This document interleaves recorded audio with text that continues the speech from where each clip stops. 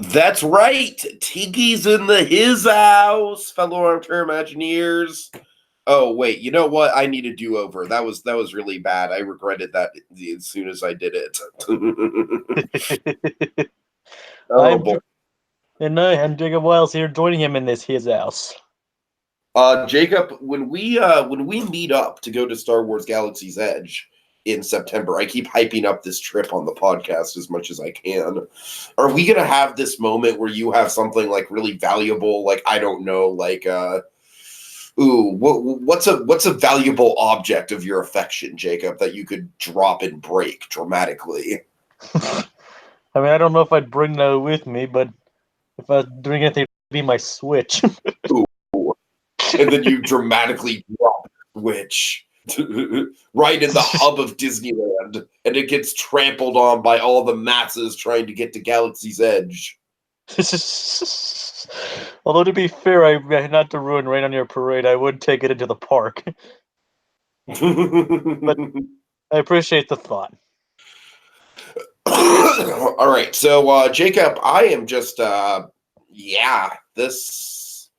I don't want to say I'm in love with this episode because it's the thing about all these episodes is that it follows a pretty traditional storytelling trope of like, okay, like we can kind of see how this is kind of like having good influences and bad influences on the characters, and by the end they're going to reach some sort of middle ground.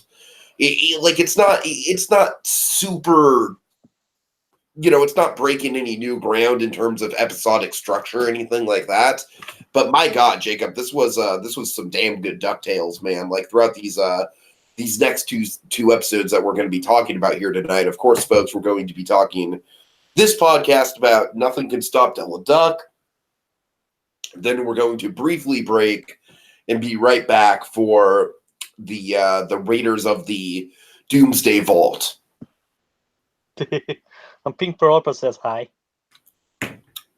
Hey, Pink Pearl. I understand if you don't want to stick around, of course, because this podcast is going to get super spoiler heavy for your favorite characters. So, just a little warning on that. Obviously, this is honestly, I kind of feel bad even putting this thumbnail up with her. So, hope that's okay. And they said they haven't seen this episode. Nerd Thanos fan also says hey. Wait, who? Nerd Thanos fan. Oh, hey, Nerd Thanos fan. Nice to have you. Like that name. I like that name. Pink Pearl also was like, what is the next DCOM you guys are going to review? And also, they're ignoring DuckTales until July. Fair enough. Yes, the next DCOM we are going to review is High School Musical 2, specifically High School Musical 2. And we are also going to be reviewing that with special guest Katie Garland. And you can listen to our interview with Katie Garland. She's a comedian, actress, and contributor to the Just Giggle It sketch comedy YouTube channel. You can watch our interview with her from a couple weeks back. And that is going to be on Friday. That's going to be on Friday. And it's going to be probably Friday at 11 p.m. Eastern Time, 8 p.m. Pacific Time. Woo. Yeah. All right.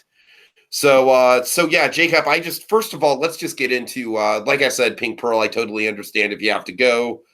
Get spoiler heavy for here on out. So let's get into it. Jacob, I thought the opening of this episode was just phenomenal. Like, to quote Sarah Lucina from Survivor, it was phenomenal. Yeah,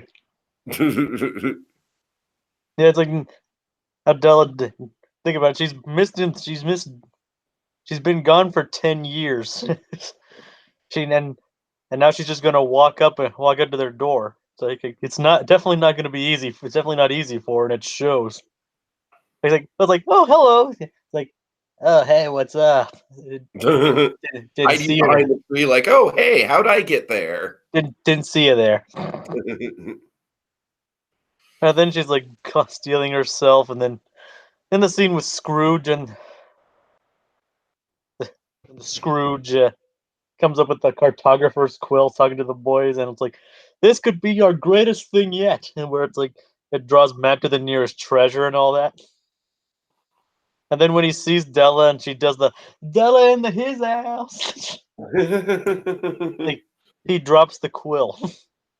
and Yeah, that to me is just perfect DuckTales writing right there. I mean, it's like Scrooge McDuck. At the end of the day, he's a family man above all other things. Even though he's an adventurer at heart, he's a business tycoon.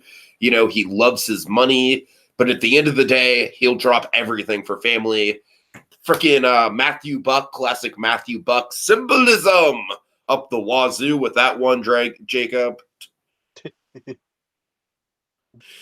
Yeah, I don't know. This opening just really encapsulates pretty much everything I love about the way that the show handles these types of moments. It very much kind of reminds me of the Donald and Scrooge reunion at the beginning of the show. You know, the one that I kind of went nuts for. Like, oh man, you can sense all the tension between Donald and Scrooge. I can't wait to see all this tension boiled up and boiled over into a season-long plot arc where Donald's a major contributor. And all right, in all seriousness, Jacob, I'm fully convinced that the Donald lack of screen time is now a self-aware joke, and I love it.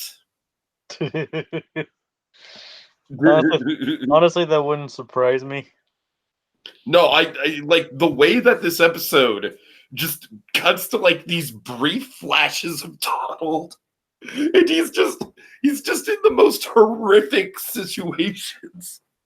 Just like, oh, Donald's just off enjoying a nice, well-earned vacation, and it cuts to Donald. Ah! Oh my god, that's classic.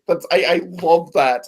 That is like the best use of like Donald gets maybe 30 seconds of screen time in the entire episode, but it is so well earned. I love it.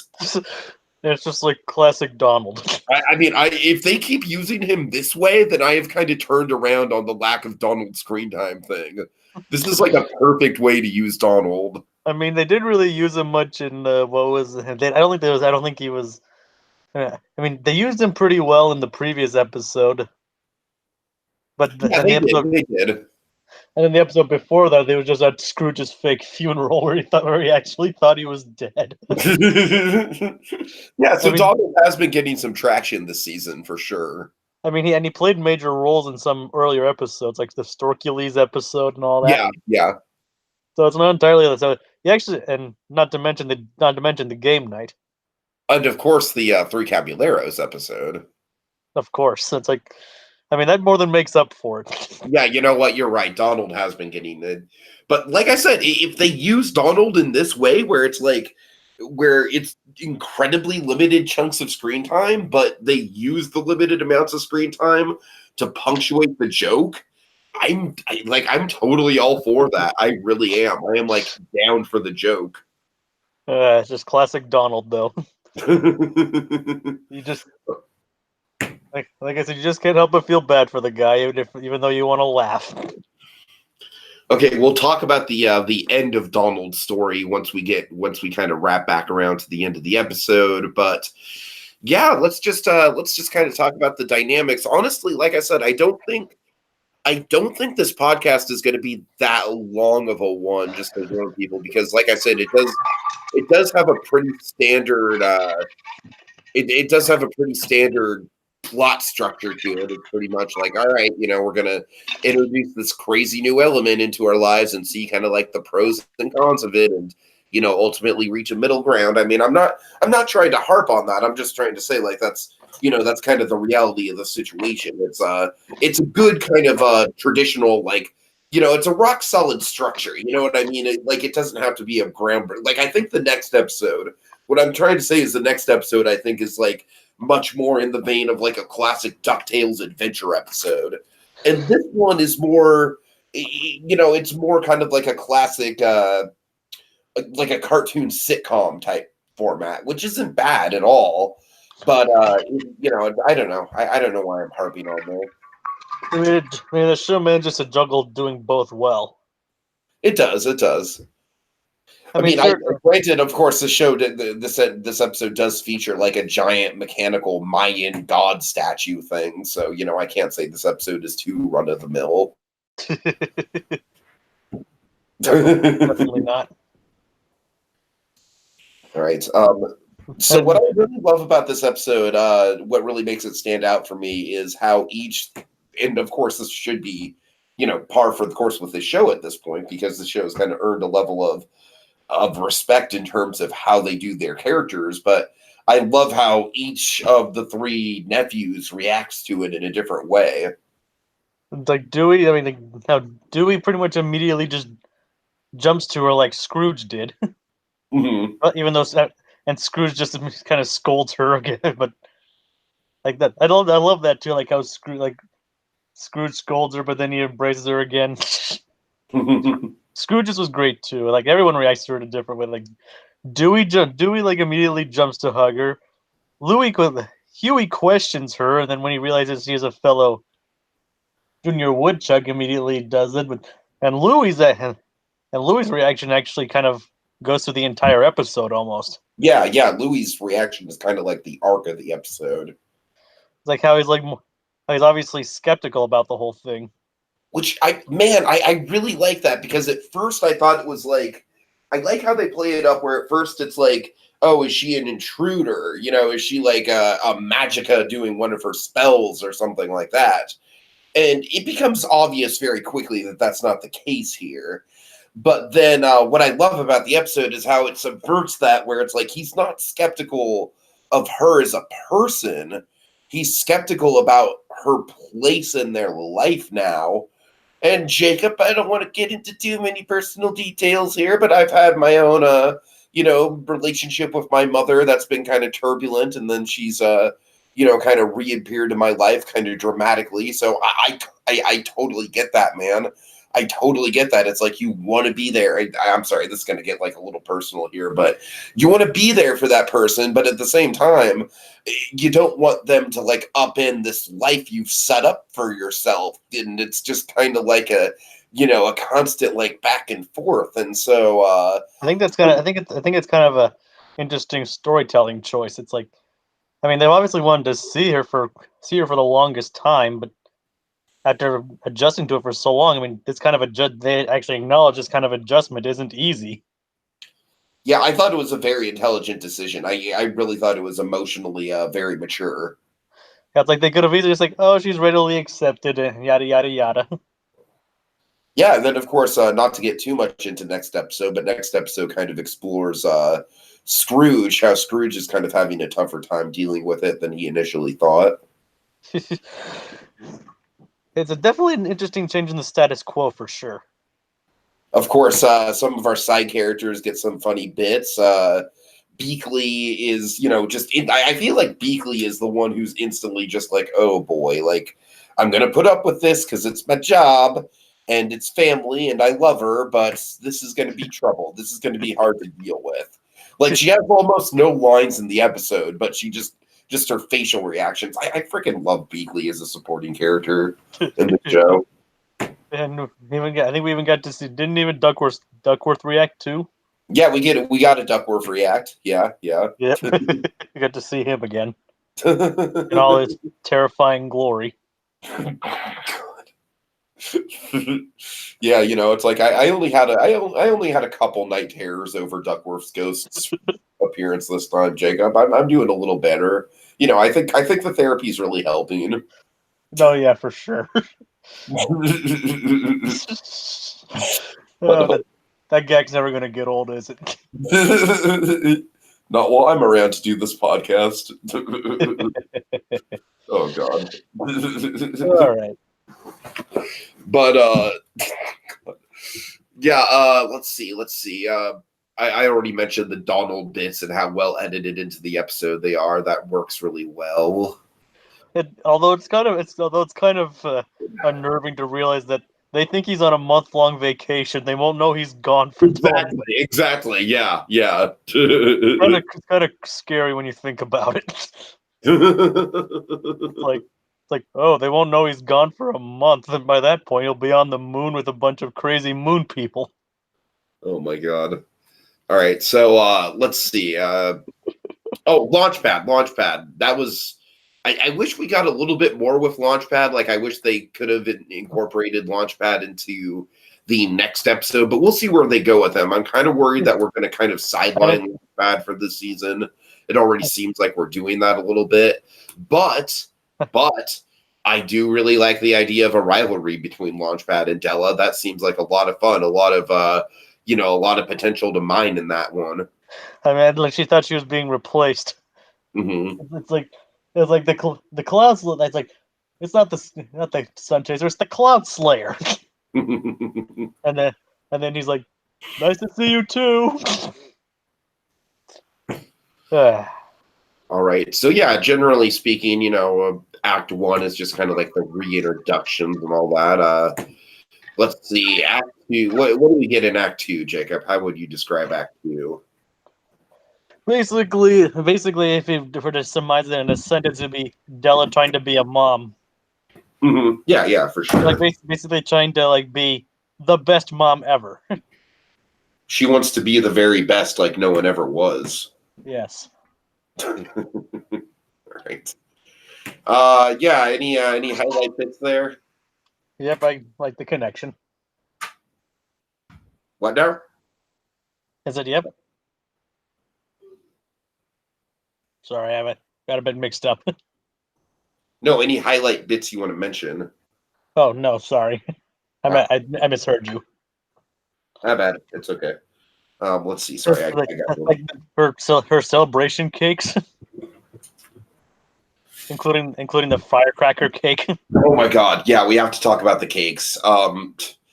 Okay, Jacob, a little bit of a real world, you know me, I like to insert, this is something that I've kind of become adept at more so in the previous year or so doing the podcast, inserting, real world tangents into the podcast in an interesting and fun way. At least I hope it's interesting and fun.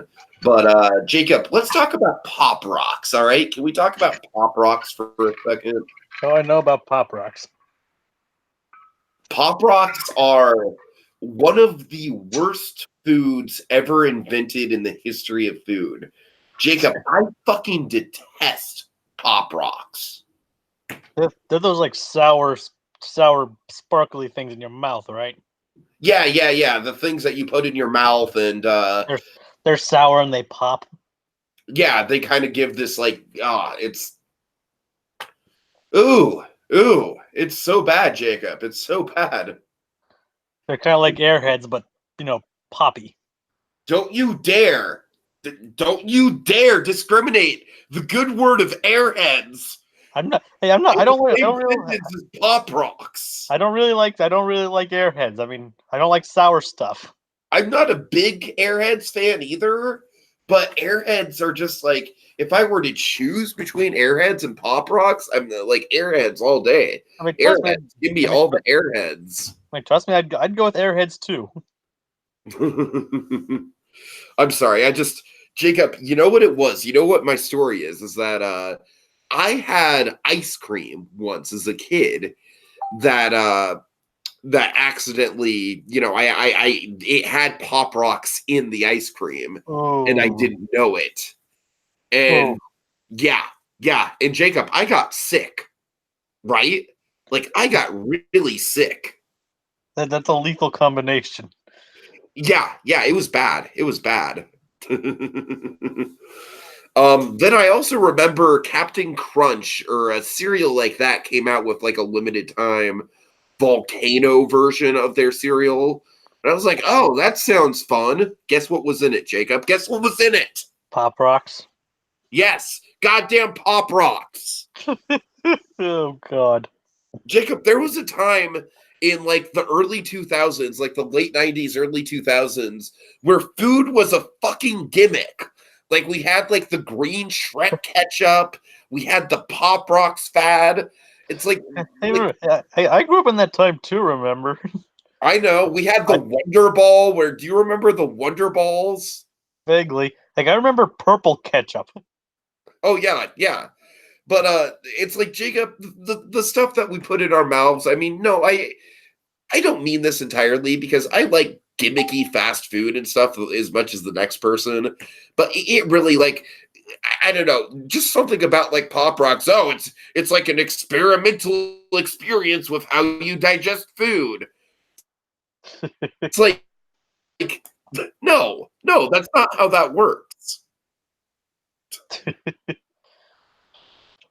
Yeah, All right. so I have to agree. I mean, I've never really been a big fan of those kind of things myself. And it seems like, I mean, for a lot of things, it seems like Della's kind of out of the '90s too. I mean, sure, technically the kids were born in Yeah, probably sorry, like Jacob. if you're Can you going hear by me? real. Yes, I can hear you.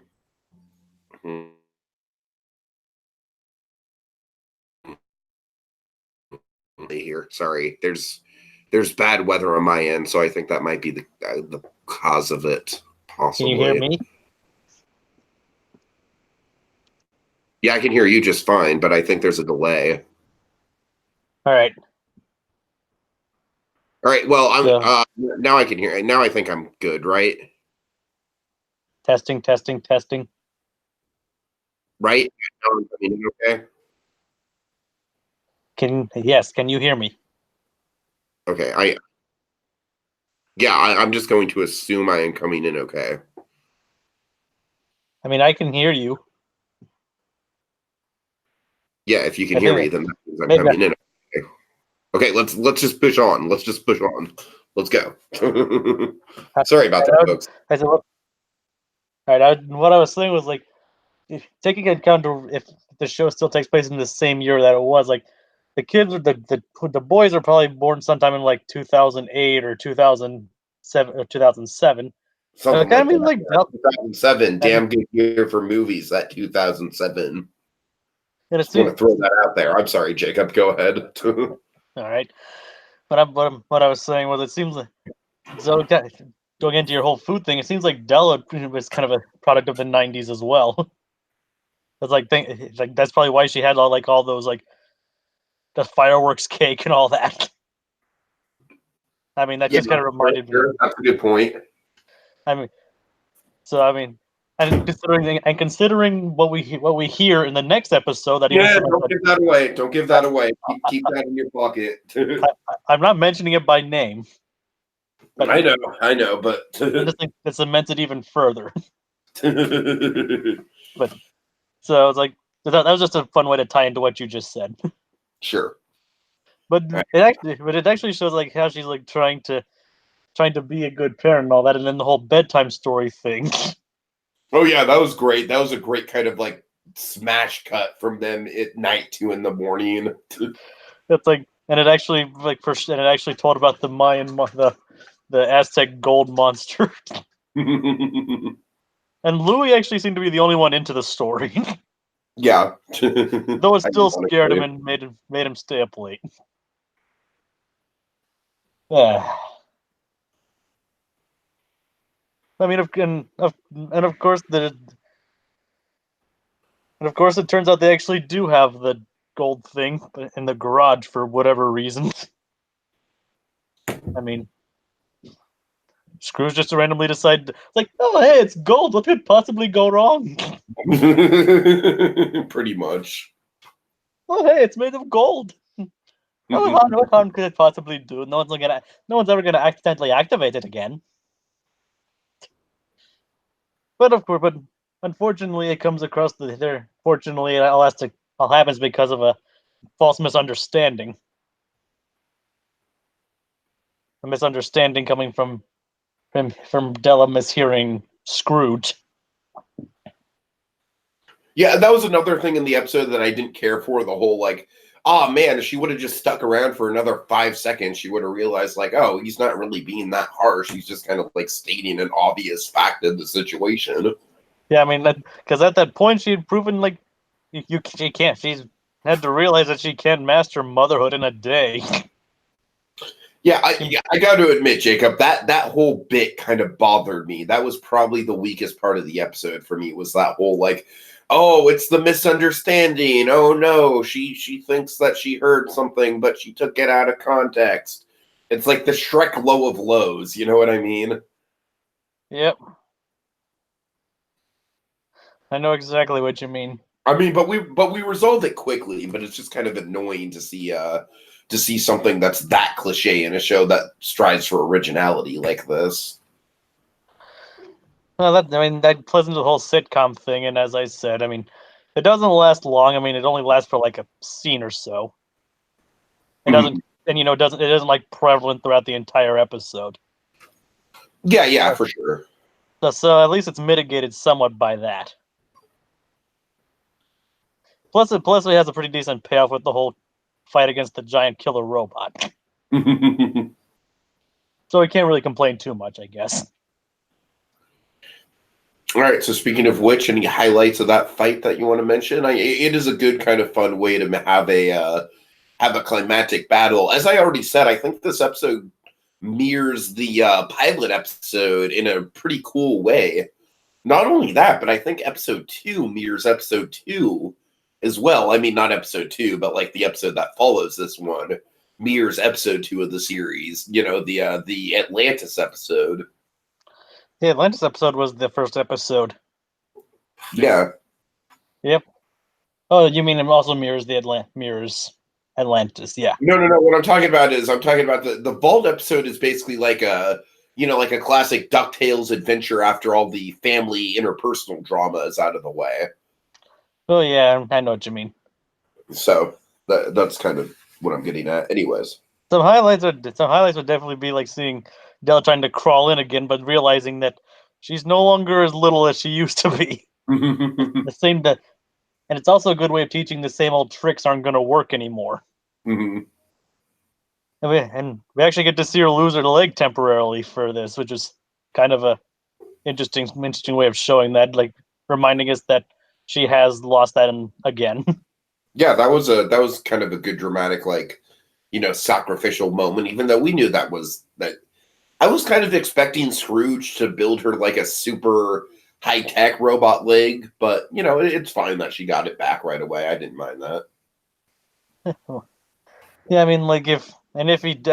it's clear that she can build one herself. She was able to make the leg she currently has out of rocket parts. Mm-hmm. So if she wanted a new leg, she could just do it herself. Yep. All right. Nothing says family bonding like fighting a giant gold robot. Yeah, and I think with that in mind, Jacob, I think we've pretty much mined all the points I want to hit with this one. Of course, we do have Donald on the moon at the end. That's a nice cliffhanger, although I did call that from last episode. But, it's cool to see it kind of happening. And I'm interested to see if we're going to get a whole Donald on the moon standalone episode.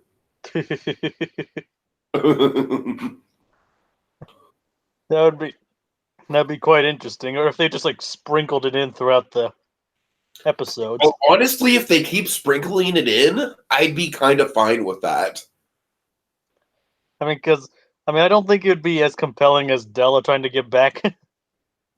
Well, I don't think it'd be compelling, but I do think it'd be very funny. No, I meant as a full episode. Right. I just don't think it'd be as compelling as a full episode. Like considering like the only gag would probably be like, oh, we can't understand what he's saying. Yeah, you're right. That would probably get old pretty quick. It worked for that. It worked for the end gags. Like I didn't understand a word he just said. What if they mistake him as a being of supreme intelligence or something who talks above and beyond what they can comprehend? Well, that kind of stuff has happened to Donald before. That's what I'm saying. So I wouldn't put it past him, though. Considering their plans to invade the Earth, I highly doubt that they treat him as a higher being. Honestly, Donald is probably going to be the one who just completely messes up and makes sure that the Earth invasion just goes off without a hitch. and no one else will ever know. That'd be classic Donald setup. He saves the world and nobody even knows. Right.